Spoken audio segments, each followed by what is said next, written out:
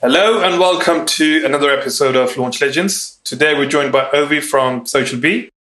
So I met Ovi back in 2015. He actually helped me launch a product on Product Hunt that went really well. Fast forward to now, he's got a company which he started back in 2016 from humble beginnings, bootstrapped. But now he's got 15,000 customers and 40 plus team members. There's a bunch of value he provides in the interview. So let's watch. But before, if you're watching this on YouTube, please hit the subscribe button. And if you are listening to this on a podcast, please subscribe, rate, and review. Hey, Ovi, thank you for being on the show. So before I start, I think people should know you really helped me out back in 2015 when we were launching a product. And you helped me out and you basically consulted me and just told me how to launch on Product Hunt. And that went really well.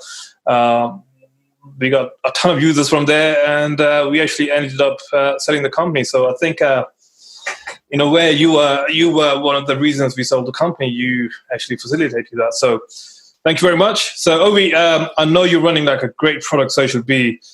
Before we talk about that, please let's find out who you are and just talk about yourself, and let's get to what you're doing now. Yeah, thanks a lot, Hamad. And I'm really happy to hear that I was able to help back then. And it was good when you reached out to me, and I remembered you even from back then, even though I have a very bad memory in general. But I was happy to hear from you. So hi, everybody. I'm Ovi. I'm co-founder and CEO of SocialBee. And at SocialBee, we offer tools, training, and teams to help companies get more leads with less effort. And basically, we do that in two ways. First of all, we have a software as a service that you can use to schedule all your content across your social media profiles in a very structured way. So we can do category-based evergreen content recycling. This way, you can save a lot of time while scheduling your content on social media, and that way you can get better results. And besides that, if you want, we also have concierge service teams that you can add on top of the platform, where basically our teams will help you with various marketing activities such as social media posting, creating blog posts, running your ads, and so on. Great. So first of all, how did you even come up with the idea for SocialBee? Yeah, so actually, SocialBee started as Nugget before. So it was the previous product which we did launch on Product Hunt very nicely. And then I wrote that guide about it. And that's how you reached out to me as well. And basically that product was an app that brought quotes from business and personal development books. And it was a good product. We managed to get it both to have a good launch on Product Hunt and then also to keep growing it with some specific social media strategies. But it was quite hard to turn into a business. It was hard to monetize at a good enough scale for it to be a viable business. But in doing that, we stumbled upon some various social media techniques that worked for us, especially back then. And we were building all sorts of tools and automations internally to handle those social media posting and the engagement, especially on Twitter back then, and so on. And at one point, we realized that as a bootstrap startup with Nugget, we was always having to dip into our savings to, first of all, continue to live, but then also to invest in the product. And we didn't really see the light at the end of that tunnel to see it turn into a massive business or to have that potential. But in talking with various people, we realized that what we built on the side with this social media automation might be valuable or more valuable than Nugget. And at one point, we managed to sell basically from what we consider then day one of SocialBee, a version which was actually like a duct tape version, a hacked together version of Google Sheets, Zapier integrations, posting actually through Buffer and things like that. So it was very clumsy, but it worked. And we managed to get people to pay for that. So at that point, we realized, okay, we go full speed on with SocialBee, and we put Nugget aside. And later on, we did manage to sell Nugget to somebody that was in that space, and they wanted to continue what we started. But since then, we've focused on SocialBee entirely. There's a great lesson there. So you actually managed to sell a hacked version, which you put together very quickly to people. Yes. A lot of people struggle with pre-sales. and I'm sure you agree with that, the best way to validate an idea is to actually pre-sell the solution before you build it. How did you get your first customers? I know you were talking to a lot of people, but who are those people? Were those people from Nugget or just the people you knew? How did you actually get them, and how did you manage to? Let's talk about that process. Yeah. So actually, in starting SocialBee, I came up with a concept which I call sell, service, scale, and basically this is what we do with SocialBee, and it worked. So I know that it works, at least for some startups that can work. So first, you start by selling the results. Mm-hmm. Then you service the customer and you do whatever is needed to get those results. And whatever is needed means that most of the time, maybe it's a concierge MVP type of thing where you're actually doing the things by hand behind the scenes, mm-hmm. or maybe you're actually white labeling a competitor, or whatever it takes, basically. And then only the last part is the scale part, where once you sold, so you know that clearly that there is a market for what you're planning to sell. Once you manage to service that problem, basically, and to really know what actually the real problem is, because no startup ends up being as it was planned from the beginning. You always find out that actually the problem is slightly different, or you should talk with your customers differently. You find mm-hmm. them in a different place that we are thinking about, and so on. So once you manage to service that, only then you start scaling. And this way, when you're building the product, the tech product, most of the times, you know from the beginning what to build. So you won't spend a lot of time and money to build something which you have to scrape after that, because you see that nobody cares about a specific feature or a specific use case, and so on. So that's the sell-service scale model. And to answer your question, the very first customer came actually, I believe, from the same article that you came. So it shows that it's always good to pay it forward and to just share all your knowledge with the world. And basically, they were also planning to launch something on Product Hunt. They reached out. We had a chat. I helped them with some ideas, and then I also told them, like, look, this is what we're working on. And they said, oh, that's interesting. We now use Buffer, and we spend so much time on finding content and sharing it on social media and so on. And it looks like this solution could save us time. And they ended up paying right away. And this is when we knew that, okay, we have a better business in SocialBee than we did with Nugget. So before you actually started development, how many customers did you get? So basically, the thing is that version 1, because it was this hack together thing which we used for Nugget, we already knew what to do. So we had these setups of Google Sheets and things like that. And whenever we had a new customer, I always had to go in and duplicate the whole setup for them and do manual setup and things like that. Mm-hmm. But once we had, I think, like 5 or 10 of such customers, we realized, okay, this is starting to get some steam, and we started slowly to really automate all of these steps which were outside in these integrations, and mm-hmm. we took them one by one, and it took us maybe 1 or 2 years to fully get off of Zapier and all of those integrations, because in Zapier we were also using like the RSS mm-hmm. Zapier integration to pull feeds from RSS, and the Pocket integration, and so many other things. Mm-hmm. And it took us quite some time, because we also were bootstrapped, so we didn't have like a huge amount of money that we can throw a lot of developers at the problem. Mm-hmm. But slowly but surely, we managed to fully get off of Zapier, and now we're back on Zapier, but with our own integration, so other people can use Zapier to integrate with SocialBee now. So when you were basically refining the product, in the first 1 or 2 years, were you actively getting more customers and talking to them at the same time as well?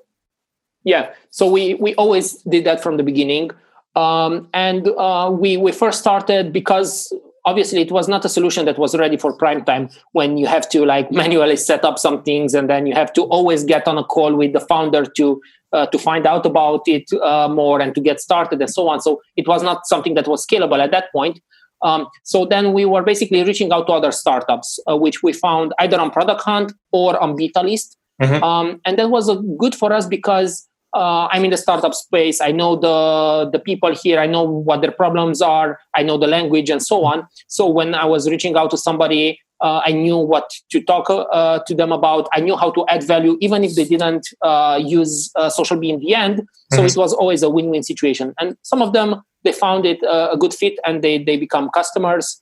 And that's how we also get the first batch of customers. I think talking to customers is so important. I think, and I've done that before, where most of the startups actually don't emphasize on that part, talking to the customers and then building the product based on their feedback.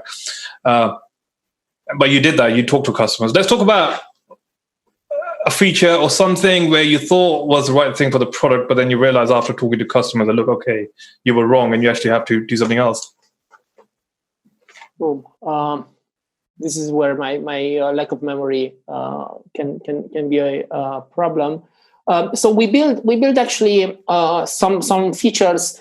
We started quite heavily on the Twitter side because, especially back in the day, the whole following people on Twitter, they will follow you back technique used to work. And besides that, we also built something where when somebody followed you back, you can send them an automated mention or direct message. And this is also something that used to work back in the day. And we really started to take that to the next level where you could really customize that message based on specific features of that specific follower. So, for example, if they said that they had London in their location, we could maybe create a set of messages that really spoke to the London tech scene or something like that. So it really seemed like it was specific to them. The thing is that we just had a few customers who really went into so much detail to really customize it and make it so advanced, while most, they just use the simpler version where you would create, 10, 20 such replies, and we would circle through them. And even though it was a powerful feature and it was used just by a handful of our customers, the other problem was that at one point, Twitter also started to really shut down all of these gray zone automations, let's say so. So we had to really drop that functionality altogether.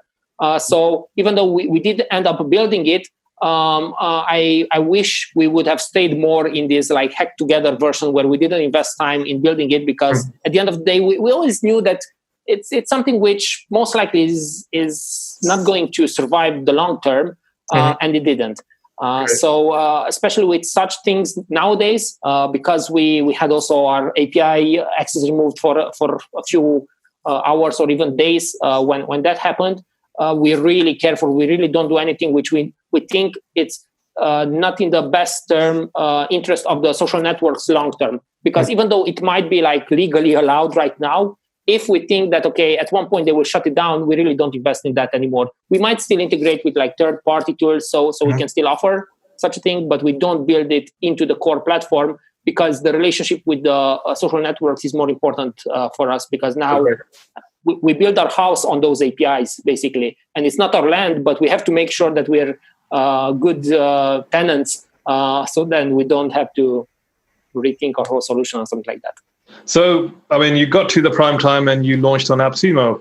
Let's talk about why you decided to launch on AppSumo, and let's talk about the sequence of when you made the decision to the point where you actually launched. Yeah, so AppSumo, for the ones that don't know, it's basically like a Groupon for tools that are tools for entrepreneurs, for marketers, for agencies, and things like that. And AppSumo have a massive following of people who are buying these deals, and usually they're lifetime deals. So basically, you just pay once, and you get you get the tool for life.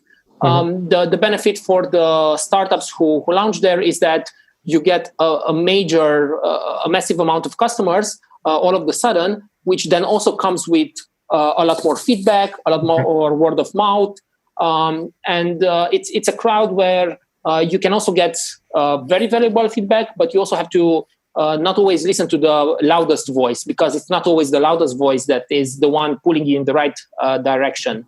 And for us, it was relatively early in our life. Maybe we were, 1 to 2 years in, something like that. When we first launched on AppSumo, and it was quite good because until then we were so focused on the product and to really go off this whole hack together version that I told you about. And then going on AppSumo, we knew that, okay, we would get a lot of people finding out about us, buying our solution. It would also help us with our cash flow because we were still a bootstrapped company, or mostly a bootstrap company. It was quite a good thing for us. It was not easy because during those times, especially if your UI, UX is not fully intuitive, if you don't have a lot of help documentations, if it's a solution which is slightly different from what people are used to, you will get a lot of support. And we also got a lot of support requests. So it was a couple of weeks which we were like working 24/7 almost around the clock as a team. But it was quite good in the end. So for someone who's actually listening to this and thinking, okay, they need to launch their product on AppSumo as well, what's the process, first of all? How did you approach them, or they approached you to launch on AppSumo? In our case, we were always thinking about launching on AppSumo, but we thought we were not yet ready. So we did not approach them. And they found out about us from a customer of ours, I think. And then they reached out to us, which was a good thing, because if you reach out to them, actually the chances of you getting on there decrease slightly. So you really have to have a very good solution if it's you who reaches out to them, because a lot of people reach out to them. Okay. While once you get recommended by somebody that they know and trust, it's easier to get that conversation started and really get that ball rolling. So in our case, we were lucky that somebody, and I still don't know to today, I have a feeling of who recommended us, but I'm not entirely sure who did, but thank you to that person. And they recommended us, and then we started the conversation with AppSumo, and eventually we did decide to launch there. Did you have to do any preparation before you launched? Yeah, so they want to make sure that your solution is stable, both from a technical point of view, but then also from a support point of view. You can handle that part. So they really walk you through what's going to happen, that the floodgates are going to be open, which especially back then, it was the case. Now they have a more balanced approach, where they first open up to their to a specific subgroup of their audience, and then by the time they open up to the majority of the people, most questions were answered, most bugs were ironed out, and so on. But yeah, we did have to prepare. And also what we had to do is that we didn't know exactly what to expect, how many users we would get.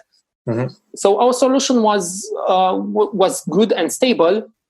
But then as more and more users started to come on board, and because our solution also requires us to always synchronize your Twitter accounts and your Facebook accounts and so on. So there's a lot of scheduling done in the background, which the end customer doesn't see, but our servers have to manage that. Actually, my co-founder and the CTO, he basically managed to rebuild our plane while we were flying. So from a tech point of view, so we didn't have any 1 minute of service being down, but he rebuilt the whole engine as we were running it, basically. So okay. I'm quite lucky to have such a good CTO as a partner, but it was a stressful time for all of us, for sure. How long was the launch? Well, I know they do multiple ways. For example, it could be a month, 3 months.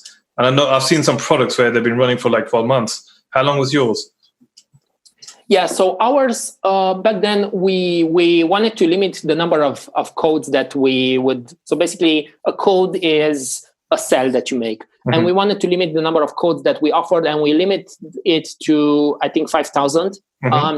And we sold out in about 3 weeks, I would say. How many? Since then, we did one more campaign. For example, we did a Black Friday campaign with them last year. And we offered 2,000 codes, and we sold out in 6 hours. So the difference was that a lot more people started to know about us, and they knew that they missed out because they didn't buy us initially, because we kept evolving the platform, and they heard very good things about us. But yeah. So first time you sold 5,000 codes. How many customers is that? I know some people buy more than one code.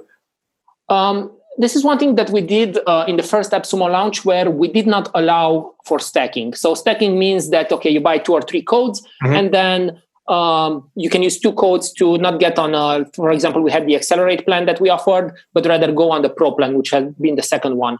Okay. And this is something that we didn't allow because we wanted people to upgrade to higher tiers directly in SocialBee. This is also because AppSumo takes the lion's share of the payment that these people do. While in SocialBee, we were able to take that ourselves. So we did not allow for stacking. And actually, there was one thing that we did, which I didn't know it would take us so much support time, but even though it took us too much time, I would still do it the same again. So if you wanted to upgrade to a higher tier in SocialBee, you had to email us, and we would offer you that option in your basically in your licensing option, and you would be able to buy that.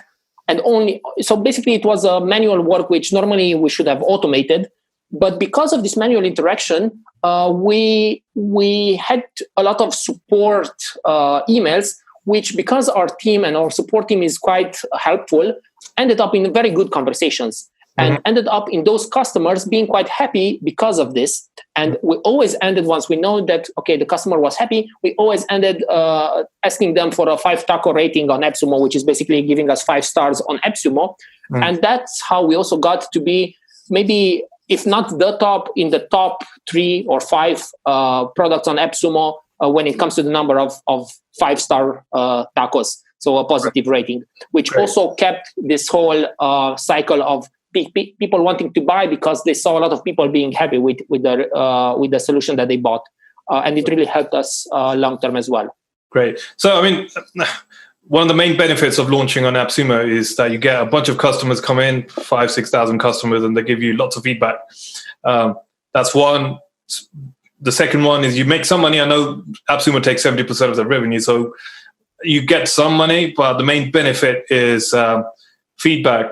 But did you get any of those customers convert into monthly recurring customers over time? So this is where we are a bit different from most of the SaaS out there. Because I told you we have the tools, training, and teams, right? So the tool is what we were selling on AppSumo. The training, it's a smaller part of our business, so I'm not going to mention that right now. And then the teams is where the concierge part is. So this is where we have actual human beings helping people with various marketing activities directly in SocialBee. So for example, if you just buy our license, you have the tool in which you can add your own content to go on your social profiles. But a lot of business owners or a lot of our customers either don't have the time to actually create that content in SocialBee, or don't have the knowledge, or they would just rather focus on something else and focus on the rest of their business. So this is where our social media specialist, which is our flagship concierge service, comes into place, where we basically are creating this social media post specifically for those customers. It's basically like having a VA, but a VA which is very specialized. They do this specific task, like creating those social media posts. They add them to SocialBee to the right categories. You now can also interact with us in the post in SocialBee directly to comments and so on. So because we have these add-ons that people can buy, we had a lot of these customers that were buying the license that then bought the concierge services, which ended up growing on our MRR. Because besides that, it's quite hard to convert the AppSumo crowd to monthly MRR. So I see all the time on Facebook groups and Reddit as well, where there's always a discussion whether it's worth doing a launch on AppSumo. And there's all sorts of people. There are people who absolutely recommend it, and there are people who absolutely hate it because they got their company destroyed for some reason. I know you've done a few, so you're obviously for AppSumo launch. So someone listening to this, why should they do? What's your opinion? Why should they do AppSumo launch? I think there's a right time to do AppSumo launch. So for the same company, but at different times, my answer would be different. And the right time is when you are far enough on your journey so that your product is good enough already and it can provide value, so that your support is already, you know how to handle support. You have some help documentations in place, and your product already does something valuable. Plus, you have a clear vision of where you want to be. You have a roadmap, which ideally is also public, so people buy the future, not just the present. But still, you're not far enough, so you don't have a lot of customers paying you monthly, because some of those will find out about this AppSumo where they buy a lifetime deal and they will churn. Okay. The good part is that depending on the customers that you have, maybe there's not a big overlap with the AppSumo community, so you will not lose so many of those customers. Right. Or you can really be like very strict and say like, look, AppSumo is only for new customers, but it's just going to piss off the existing customers which found out about you on AppSumo. They will just delete their account, create a new one. So that doesn't help anybody. So you shouldn't do this once you're really an established company with a lot of customers. But early on, it's the right, and especially if the target audience is the one that also AppSumo has. So entrepreneurs, agencies, marketers, small business owners, and so on. So if that's your target audience and your solution is a good fit for them, and you're still maybe 1 to 2 years in your journey, then I would say it's definitely a good thing, because besides the financial part, which you don't get a lot from each of those customers, but because there are many, it's still something that can help you drive your business forward. But besides that, you definitely get a lot of word of mouth if your product is good and it's worthy of that positive, hopefully, word of mouth. But then you also get a lot of feedback, which then you have to also manage properly, because you will get a lot of feedback and you have to have a clear view of where you want to take your product. You don't, as I said, you don't necessarily have to listen to the loudest voice. Great. So, apart from AppSumo, what other growth channel has really worked out for you, and why? Yeah, so basically we're focused on things that are also scalable, but also bring compounding results. So basically, we have 3 main channels that we're working with. One is the content marketing part. So here we went we were basically, we took the view of, instead of creating like a weekly or even a few blog posts per week, we would rather focus on producing very, very in-depth guides, which are basically like books, which we then give away for free. And besides that, instead of creating those blog posts on our website, we would rather go out and guest post on other websites, to then link back to the guides or to the website and so on. Plus, besides that, like podcasting and things like that. So the regular content marketing part. Besides that, we also have quite a lot of partners, and a lot of them, so affiliates or both partners that we do various joint ventures, which some of them came from the AppSumo community, like people who bought us on AppSumo, and then they also became an affiliate, while others, they just like, we reached out or they reached out. So we're doing some joint ventures that way. And then the third part is the paid part, where it's not, because we're bootstrapped, it's not something that we have massively invested into at the moment, but we're now starting to really ramp that up as well. Great. So what's in the future for SocialBee for you? Yeah, so it's funny, we have a public roadmap where people can see some of the things that we are working on, but then we also have a private roadmap. And even though we keep releasing new features each week, the number of tasks that we have on our private roadmap only keeps increasing. So we have so many ideas that we want to build. And we want to continue on this path where, we offer the tools, but then we also offer the teams on top of it. I think this is something that we will see more and more companies doing, not only providing just the tool, but also hand-holding a bit more, even to the point where they do those tasks for them with actual humans. Because at the end of the day, there was that